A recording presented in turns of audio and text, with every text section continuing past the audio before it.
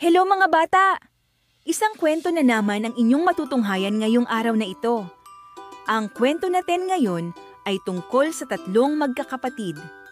Ito ay pinamagatang Ang Tsokolate na Ayaw Mahati. Isang araw, sa bahay ng pamilyang Santos, may natagpo ang kakaibang tsokolate sa mesa. Wow! Ang laki naman ng chocolate na to. Sa akin yan. Ako ang unang nakakita. Excuse me! Pareho tayong nakakita!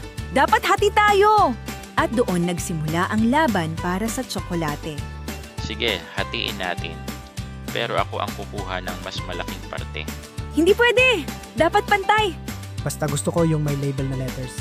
Yun daw mas masarap. Hoy, hindi pantay. Parang mas malaki yung sayo ah. Eh di magpalit tayo! Habang abala sa pagtatalo sina kuya at ate, may isang malikot na plano si Bunso. Hehehe.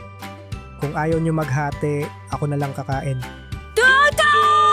Ano na naman itong ingay na to? Si Bunso po, kinain lahat ng chocolate.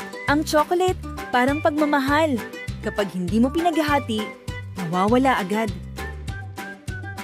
O eto, isa pa. Pero na ngayon, sabay-sabay niyo kakainin.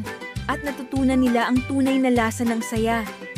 Hindi galing sa tsokolate, kundi sa paghahati at pagmamahalan. Next time, hatiin agad para walang gulo. Oo nga! Pero ako pa rin maghahati ha. Pantay dapat. Pwede po bang isa pa? At yan ang kwento ng magkakapatid na tunay na nagmamahalan at nagbibigayan. Sana may natutunan din kayong aral sa kwento natin ngayon. Hanggang sa muli mga bata, ito ang Ate Marie ninyo. Bye!